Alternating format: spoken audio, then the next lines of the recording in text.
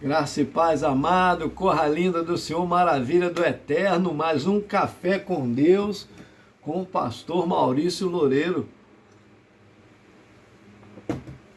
Você é joia preciosíssima, você é tesouro de Deus. Muito bem, Café com Deus é uma porção da palavra explicada e também oração por você e sua família. Então compartilha bastante, nos ajuda aí, né? E você que tem dado um likezinho, curtido principalmente, o YouTube entende que é relevante e vai enviando para mais pessoas. Você que não se inscreveu no canal, tem uma letrinha aí, um linkzinho em azuis, é só você clicar ali e te direciona para o YouTube. Lá você clica em inscrever-se, é automático, tá bom? E vai no sininho também para você receber todas as notificações. Nós estamos aí com um projeto muito lindo. Tive algumas reuniões na Câmara e agora já tive também algumas reuniões com o prefeito. Ontem tive reunião também tive essa semana também, tive ontem essa reunião também com o chefe aqui do presídio. Nós estamos aí trabalhando para montar uma escola de tratamento de pessoas dependentes químicos, né? Pessoas que são dependentes de drogas, dependentes de álcool, tabagismo, né? De cigarro, socorrer andarilhos, uma escola que a gente vai trabalhar com o espiritual, café com Deus, aí sim, refeição com Deus, tá? E, claro, toda uma alimentação para o corpo físico e também psicológico, né? Trabalhar com médicos, estando dando todo amparo, dentário, psiquiatra, psicanalista e também profissionalizando essas pessoas.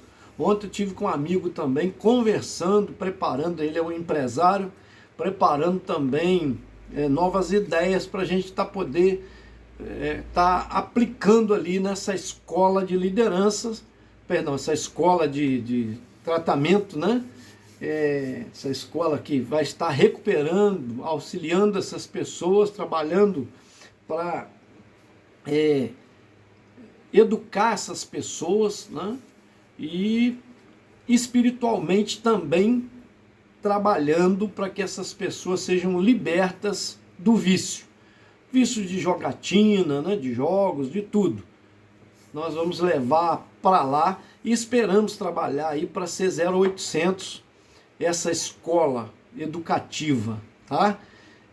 Com parceria, claro, da prefeitura, da Câmara, do Judiciário, né? Nós temos pessoas também que estão nos ajudando, auxiliando juridicamente. Então, uma coisa linda que Deus está trabalhando e a gente está, as nossas igrejas, né, pelo Conselho de Pastores da cidade, nós estamos trabalhando para esta finalidade. Quarta-feira que vem teremos uma reunião tratando de assuntos, estamos montando a diretoria, né, graças a Deus, e vai ser bom demais, tá bom? Café com Deus de hoje está lá em 2 Pedro, capítulo de número 3, que é o último capítulo desse livro de Pedro, né? Segunda carta, é uma carta universal também, e no versículo 3, 4 e 9, mas eu vou ler só o 9, depois a gente comenta sobre os outros. O Senhor não retarda a sua promessa, ainda que alguns a tenham por tardia, mas é longânimo para conosco, não querendo que alguns se percam, senão que todos venham a arrepender-se. Eita glória, hein?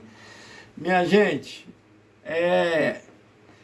tem gente que acha que, né, já foi comentado isso, eu já ouvi isso, várias pessoas dizerem, principalmente ateu, desde que meus avós, né, viveram, falava que Jesus ia voltar, e ele não voltou até hoje, falou assim. A mesma coisa na época de Pedro falavam também, a mesma coisa.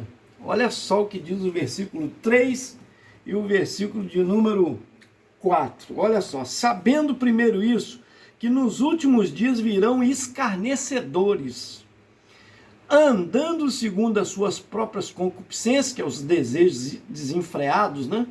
E dizendo: onde está a promessa da sua vinda? Porque desde que os pais dormiram, todas as coisas permanecem como desde o princípio da criação. Quer dizer, cobrando. Mas aquele caso, né? Muitos também esperavam o Filho de Deus e achavam que era tardio, que ele não vinha, que era balela, que era conversa. E Jesus veio à terra. Nasceu da Virgem Maria, e até a religião judaica, o próprio judaísmo, não imaginava, não acreditava mais, não esperava que fosse daquela maneira. Ele nasceu, achava que ele ia nascer num berço de ouro, ele nasceu numa manjedoura, num coxo de animal, na verdade, cresceu no meio do povo como um filho de carpinteiro e praticou a carpintaria até os 30 anos, né? Então, ninguém esperava. Tanto é que eles dizem, quando Jesus apareceu pregando, fazendo milagre, pode vir alguma coisa de Nazaré? Pode vir alguma coisa da Galileia? Quem diz? Porque os galileus eram os pobres da parte judaica, né, do judaísmo. Enquanto a Judéia era a parte rica, onde tinha universidade, faculdade teológica, né? Só para você entender, compreender, onde estava fundamentada a religião judaica. Então, ninguém imaginava que o Messias viria de lá. Ele não veio. E ele não morreu na cruz do Calvário e não ressuscitou o terceiro dia. Aí é que está. A história não mudou a partir dele. Até você pode perceber que o mundo é contado novamente a partir dele. Por isso nós estamos em 2023. Por quê? Começou a contar a partir dele. O mundo tem muito mais do que isso. Antes dele e depois dele. Então, você vê que ele mudou a história. Agora a promessa é que ele voltará, que ele vai levar o seu povo. E Pedro adverte isso, porque ele fala na sua carta, aqui neste capítulo 3, sobre a segunda vinda de Jesus, que muitos têm como tardio, que muitos não esperam. Né? Então, ele diz que os profetas, os mandamentos, os apóstolos ensinaram isso. Então, que é para guardar com convicção no coração, porque vai acontecer. Deus não é tardio, por isso que o versículo 9 diz para nós aqui, ó, olha só, o Senhor não retarda a sua promessa. Quer dizer, ele chega na hora certa, porque não foi. Deus é longânimo, ele está dando tempo para as pessoas se converterem. Porque ai da terra, quando o Senhor voltar para buscar o seu povo. Primeiro que as pessoas não vão ver, vai haver um sumiço de um povo. Aí os ufólogos vão dizer, é o ZT que já estava aparecendo, aquelas aparições, tá vendo? Levaram o povo mais ignorante da terra. Que o diabo tem que preparar uma mentira, né? Que ele é o pai da mentira. Então a mentira nasceu nele, então ele vai criar alguma mentira. Dizendo que um grande disco voador levou o povo mais ignorante da terra para estudar a mente dele. Mas nós já estamos te advertindo, tá? Porque o povo do Senhor, que acredita no Senhor, acredita em Jesus, vai ser arrebatado dessa terra. Vai ser trasladado, levado às alturas com o Senhor. Vai sumir. A Bíblia diz que estarão, Jesus falou isso em Mateus 24. Primeiro livro do Novo Testamento, está escrito lá, o Evangelho de Mateus, capítulo 24, estarão caminhando dois juntos, um será levado, outro deixado. Dois estarão no campo, um será levado, outro deixado. Dois estarão na cidade, um será deixado, outro levado. Quer dizer, o que isso quer dizer? São dois grupos. E às vezes um faz parte de um grupo, outro faz de outro, estavam andando juntos, um vai ser levado, outro deixado. Se você não sabe, piloto de avião, para você ter uma ideia, quando é cristão, ele é colocado junto com outro que não é. Porque temem o arrebatamento e o avião cair. Então o copiloto nunca é cristão, quando o piloto é cristão. Então por causa de quê? Porque imagina o piloto de avião e o copiloto forem cristãos, os dois sendo arrebatados, o avião vai, ó, Aí o copiloto tem que estar ali para poder, né, guiar a aeronave. Vai ter um sumiço de um povo. Mas a Bíblia diz, ai da terra e daqueles que aqui estiverem. Aí é o grande problema. Esse ai, aí. Porque serão tempos de dores, como nunca se viu.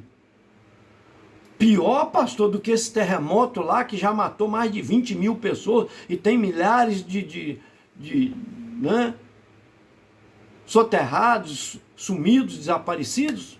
Pior.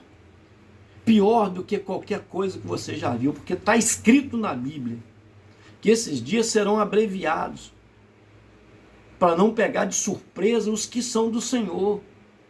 Então, os do Senhor vão ser arrebatados para não ver isso.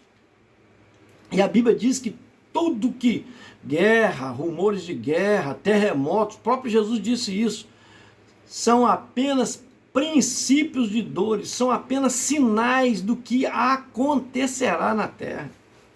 Meu amigo, já cai meteoro hoje do tamanho de um automóvel no mar constantemente, cai em alto mar, onde navegação não passa por lá. Mas esses meteoros vão vir em direção à Terra. Eu não quero te atemorizar, não. Eu só estou te mostrando que ai da Terra é bíblico. Então, vale a pena servir o Senhor, uma recompensa, você vai ser trasladado, você vai ser arrebatado, você vai morar com o Senhor, nós vamos morar com Cristo, livre desta terra, das dores, das angústias, porque a Bíblia diz que a ira de Deus há de se manifestar, está escrito em Apocalipse, começa a ler Apocalipse capítulo 1, capítulo 2, aí você vai entrar ali, quando as trombetas, capítulo 3, 4, fala sobre a carta às igrejas, depois começa os selos serem abertos, são 7 selos, 7 trombetas que vão ser tocadas, que são castigo de Deus sobre a terra, a vingança de Deus sobre a população. E ainda, além das 7 trombetas, os 7 selos, está escrito lá que 7 cálices da ira de Deus serão derramados sobre a terra.